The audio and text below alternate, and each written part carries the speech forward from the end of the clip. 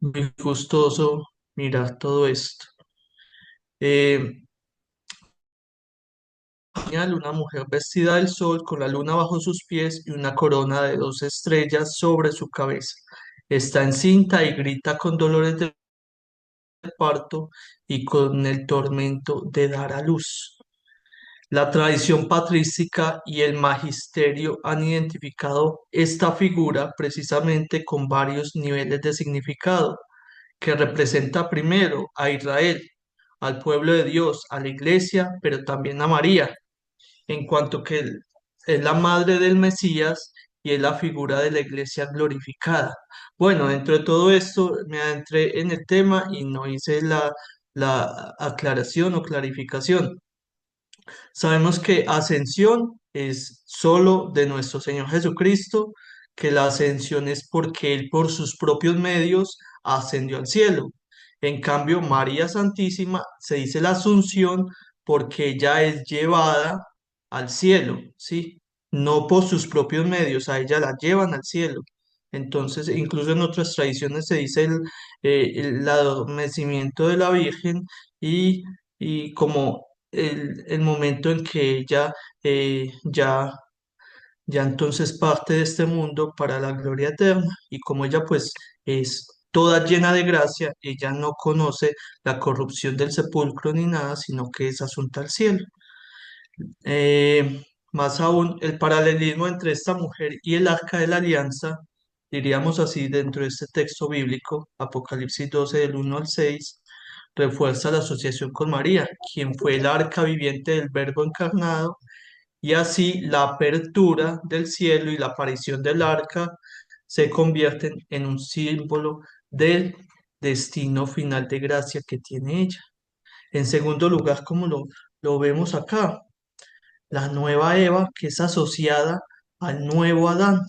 Génesis 3:15, Romanos capítulo 5 y Primera Corintios capítulo 15. Desde los primeros siglos vamos a ver que los padres de la iglesia vieron en María la nueva Eva en contraposición a Eva en el Génesis. Así como por la desobediencia de la primera mujer vino la muerte, por la obediencia de María vino la vida. Dice San Ireneo de León en Adversus Eres. Vamos alguna vez, capítulo 3 versículo 15 del Génesis, habla de la mujer cuya descendencia aplastará la cabeza de la serpiente, y María es esa mujer, y Cristo es su descendencia. Si Cristo es el nuevo Adán, venció el pecado y resucitó, también la nueva Eva participa plenamente de esa victoria, no solo en el alma, sino también en el cuerpo. Y por eso es que va a afirmar, y esto nos lo va a clarificar un poco San Pablo en 1 Corintios 15 20 23. Cristo resucitó como primicia de los que han muerto. Así como todos mueren en Adán, así también todos revivirán en Cristo. Pero aquí hay algo concreto. María, por estar íntimamente asociada al Redentor, siendo la madre y fiel servidora, es la primera en participar del fruto pleno de la redención, porque siendo preservada ella es preservada del sepulcro, que es lo que decía. En tercer lugar, la llena de gracia, ¿sí? Lucas 1:28. María habita plenamente por Dios. La, sa- bueno, cuando la saluda el ángel a María, alégrate llena de gracia, no es una fórmula superficial, sino que es una definición del ser mismo de ella. María es aquella en quien la gracia de Dios ha alcanzado su plenitud y la eficacia desde el inicio. Y el término griego que, que era ritomene expresa una gracia perfecta, continua y que es transformante. Y si el pecado es la causa de la muerte y María ha sido preservada de todo pecado desde su concepción, entonces no está sujeta a la corrupción del sepulcro. Y aquí es donde se entiende por qué ella es asunta. Ella es llamada a la plenitud de la vida. La asunción es la consecuencia lógica de ser la llena de gracia y esto lo enseña también San Juan Pablo II. La plenitud de gracia de María comportaba el don de una participación plena en la vida del resucitado. Y en cuarto lugar, el Magnificat, ¿sí? La elevación de los humildes.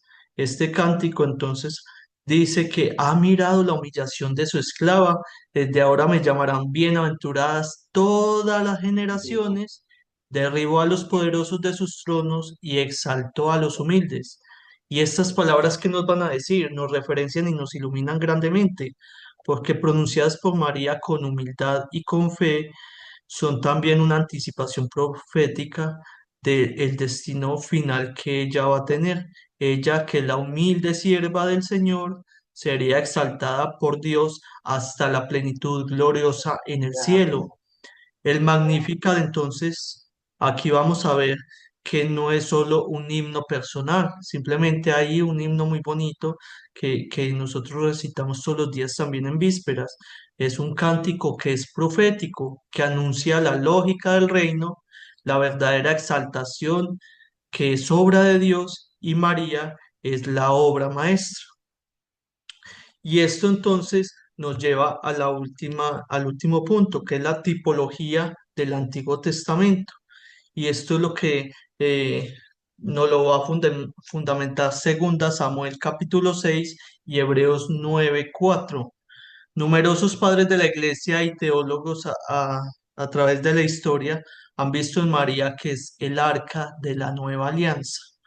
Así como el arca del Antiguo Testamento contenía las tablas de la ley, el maná y el bastón de Aarón, María llevó en su seno al Verbo encarnado, al mismo Dios lo llevó en las entrañas, el pan vivo bajado del cielo, el sumo sacerdote de la nueva alianza. Mira que ahí hace referencia a las tres cosas, el Verbo encarnado, el pan vivo, ¿sí? Y el sumo sacerdote.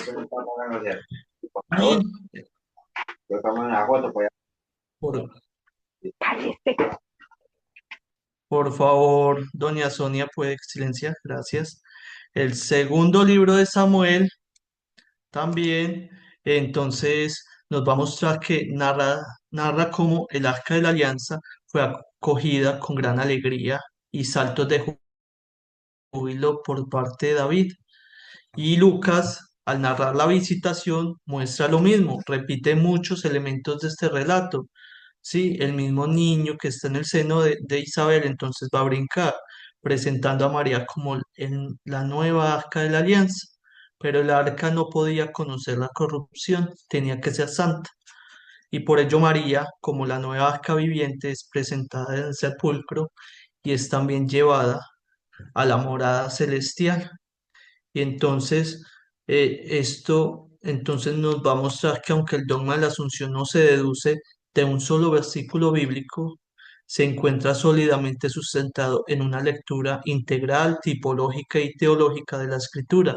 Sabemos que cuando nosotros nos acercamos a la Escritura y vamos a hacer hermenéutica o vamos a interpretar la Escritura, uno de los criterios que se nos muestra, ¿sí? Es que es mostrar la unidad de la escritura, que un versículo no contradice el otro, sino que todos no se contraponen, sino que simplemente entonces el uno sustenta al otro. Sí, porque es el mismo Espíritu Santo que ha suscitado toda la Sagrada Escritura. Entonces, Espíritu Santo, por eso es que se muestra también otro de los criterios de interpretación, la inerrancia o que no tiene error la Escritura, porque está mostrando un mensaje y una verdad de fe. Y entonces, ¿qué es lo que pasa? La mujer gloriosa, el arca de la alianza, la llena de gracia y la madre del Redentor es precisamente asociada perfectamente a él en su obra salvadora. Por tanto, la iglesia, que es iluminada por el Espíritu Santo, sabemos que es la que custodia las fuentes de la revelación, ha reconocido que al final de su vida María no pudo conocer la corrupción del sepulcro, sino que fue asunta en cuerpo y alma gloriosa al cielo como primicia de la humanidad redimida. Y esto nos lleva entonces a que primero desde la escritura, después el magisterio, entonces a través de la historia nos va a mostrar que el dogma de la Asunción de la Virgen María es el fruto de discernimiento paciente, amoroso y fiel de todo este magisterio. Cuando decimos magisterio es de la enseñanza, ¿sí? Pero es la enseñanza de la Iglesia, la única Iglesia de Dios. Lejos de ser una decisión aislada o repetida, repentina también, entonces su proclamación en 1950 fue la culminación de una larga tradición de fe, una convergencia entre el sensus fidelium, la liturgia, los padres de la Iglesia y la reflexión teológica, que fue finalmente reconocida y definida por el Papa Pío XII. ¿Sí?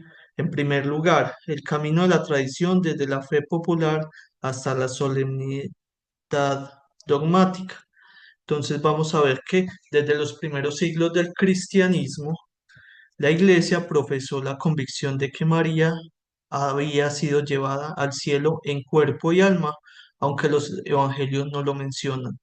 La fe en este misterio floreció muy temprano. Sí, muy temprano lo decimos en los primeros siglos, particularmente en las iglesias orientales, a través de las celebraciones litúrgicas de la dormición de la Virgen, que conmemoraba su tránsito glorioso hacia Dios. Y ya desde el siglo V encontramos homilías de las de San Juvenal de Jerusalén, San Cirilo de Alejandría, que son unos grandes en la historia, mencionan la veneración de la tumba de María y el testimonio de que su cuerpo no conoció la corrupción. En el siglo VII también San Juan Damasceno escribe que era necesario que aquella que conservó su virginidad intacta durante el parto también conservara su cuerpo sin corrupción después de la muerte. Era necesario que la Madre de Dios habitara en las moradas divinas. En Occidente también, desde el siglo VI se celebraba la festividad de la Asunción, digo, los grandes teólogos medievales como Santo Tomás de Aquino, que sabemos que es un grande, y San Buenaventura, defendieron la razonabilidad teológica de la asunción corporal de Nuestra Señora, la Virgen María, aunque sin definirla dogmáticamente. Y la Iglesia, fiel al principio de la lex orandi, lex credendi, es decir, la ley de la oración y la ley de la fe, reconoció que la constante veneración litúrgica de María, que es asunta al cielo, tanto en Oriente como en Occidente, refleja una verdadera verdad que es profundamente revelada por Dios, aunque no estuviera aún solemnemente definida. El sensus fidei o fidelium también del pueblo de Dios.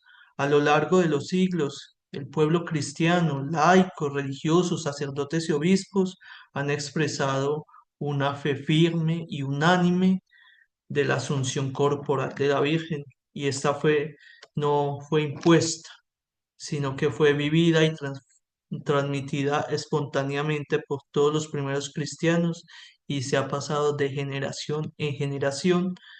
Es una de las fuentes de la revelación, que es la tradición precisamente. Y eso entonces es el sensus fidei, que se recoge también y lo va a mostrar la Lumen Gentium capítulo 12, o más bien numeral número 12. Antes de definir el dogma, el Papa Pío XII consultó formalmente a todos los obispos del mundo, y en 1946 entonces se hace la respuesta. Fue abrumadora, ya que el 98% se manifestó a favor de esta definición del dogma de la Asunción de la Virgen María, lo que reflejaba no solo una opinión que es de los obispos, sino que ha sido del mismo pueblo de Dios. Y este proceso entonces de escucha y de discernimiento, donde se conjugan el magisterio, la tradición y el sensus fidelium, entonces constituye un modelo eclesial de cómo la Iglesia, guiada por el Espíritu, reconoce y proclama las verdades reveladas. Y aquí pasamos entonces a la definición dogmática Munificentissimus Deus en el año 1950 con el Papa Pío XII. mediante la cual dice, proclama solemnemente, ¿sí? Pronunciamos, declaramos y definimos como dogma divinamente revelado que la Inmaculada Madre de Dios, la siempre Virgen María, cumplido el curso de su vida terrena, fue asunta en cuerpo y alma a la gloria celestial. Y entonces, ¿qué decimos de esto? Esta fórmula dogmáticamente emplea el lenguaje solemne del magisterio extraordinario.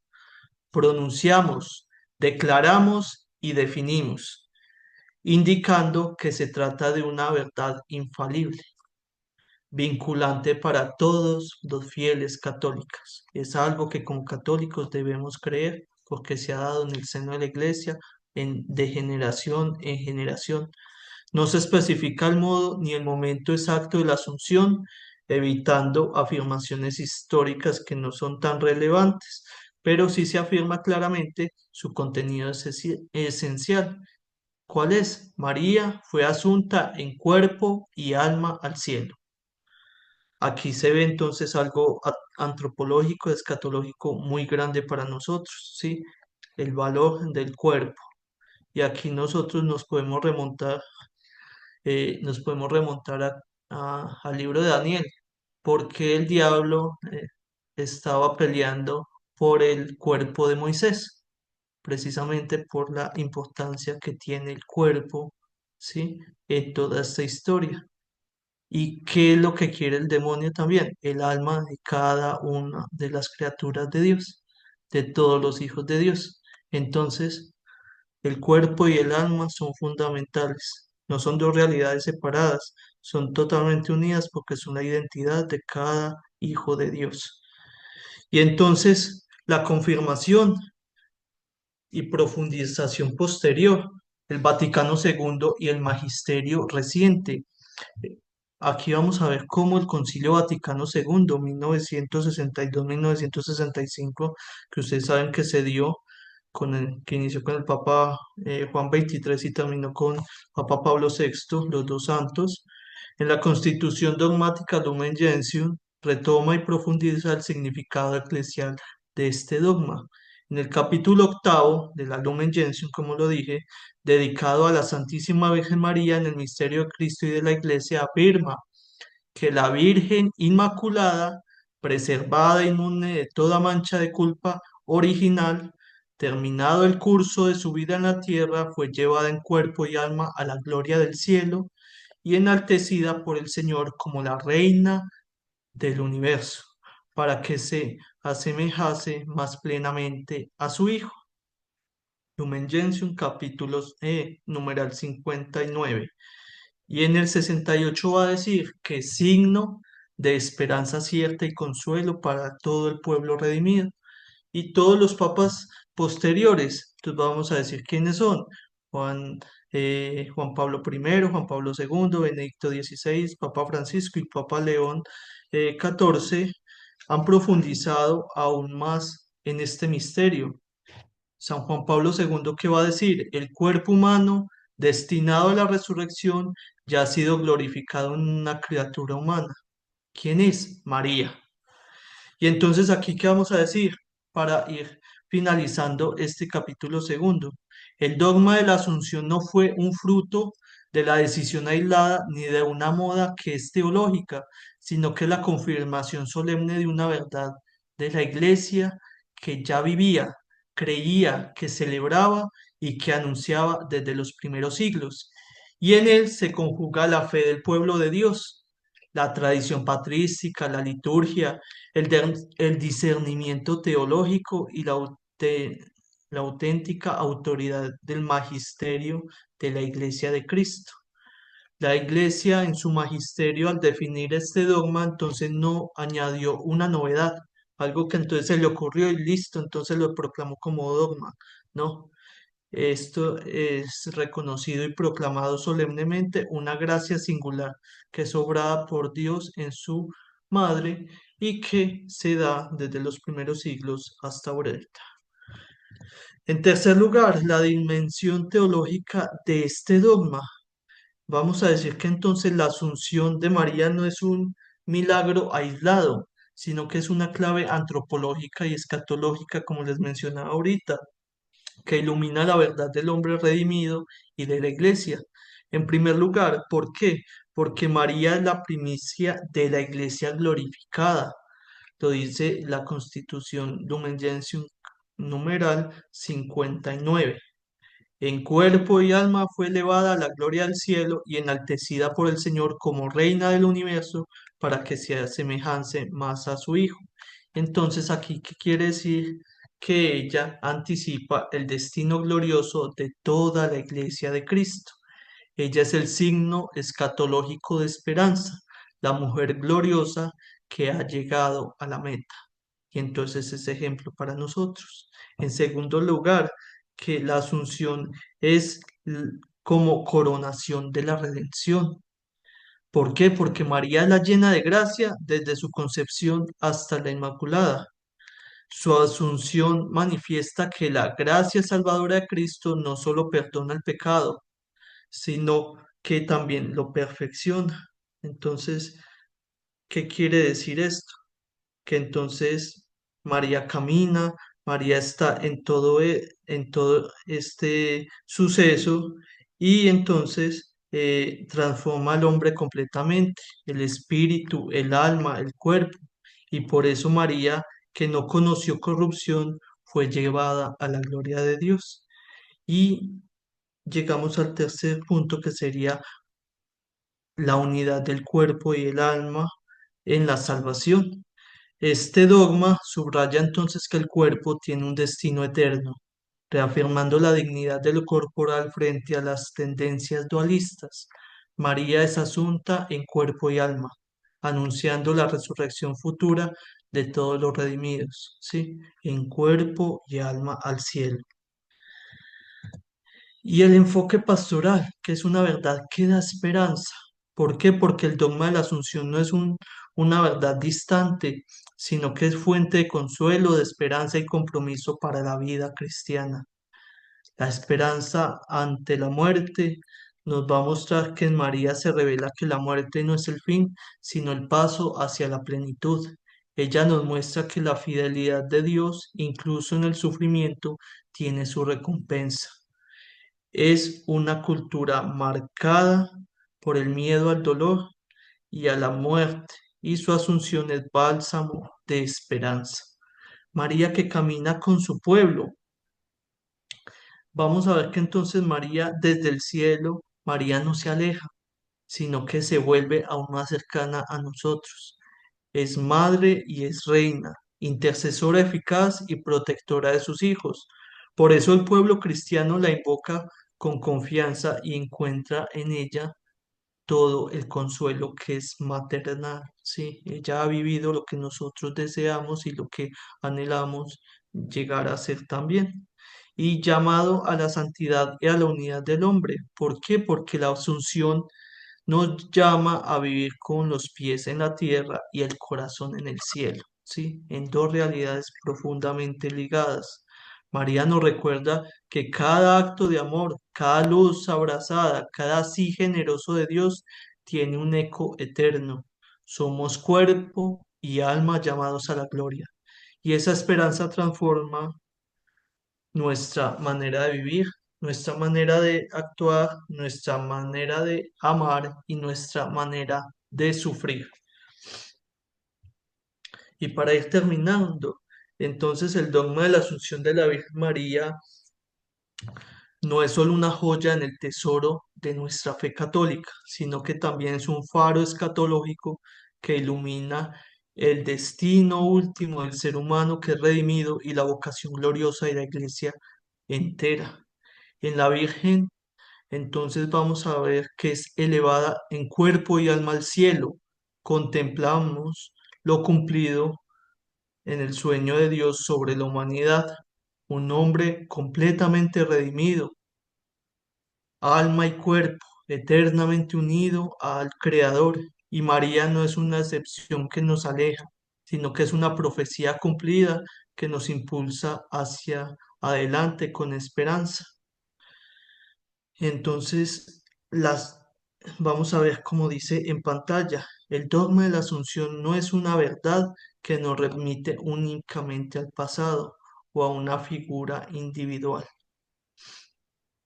Es una profunda revelación sobre nuestro presente y nuestro futuro. María asunta al cielo y la iglesia en persona es la humanidad reconciliada, ya glorificada. En cuerpo glorioso están presentados todos los cuerpos lacerados del dolor, todas las esperanzas rotas que serán restauradas, todos los que sufren y caminan bajo el signo de la cruz. Y su asunción abre el cielo para nosotros y nos recuerda que en Cristo todos los seres humanos estamos llamados a la gloria. La asunción entonces nos surge también a vivir con los pies en la tierra y el corazón en el cielo. Nos impulsa a encarnar en lo cotidiano esa misma disponibilidad de María, esa misma fe que hace posible lo imposible. Y cada sí que podamos dar a Dios, cada fidelidad en lo escondido, cada acto de amor fecundo es una semilla de eternidad. La gloria de María no es un privilegio lejano, sino una llamada viva a la santidad, a dejarnos transformar por la gracia para ser también nosotros moradas de Dios.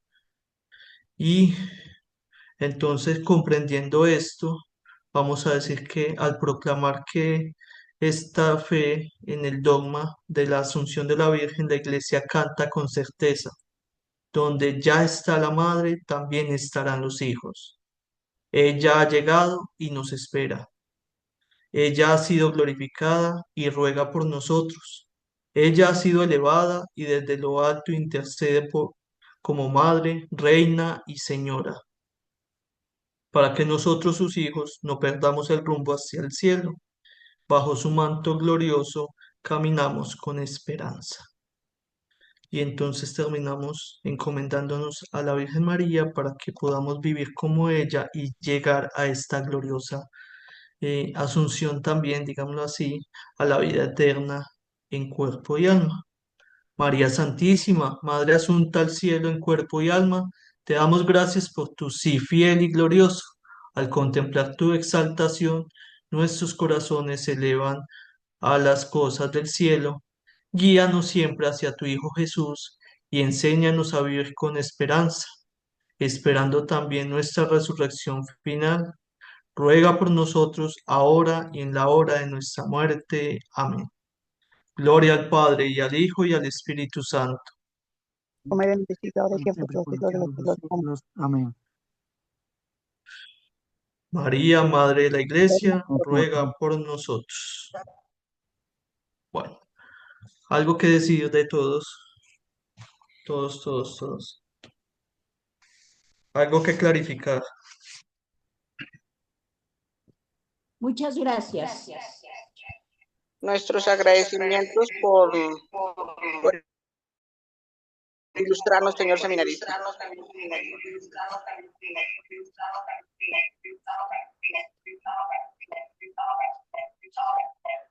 Te quedo con un eco por allá, doña María.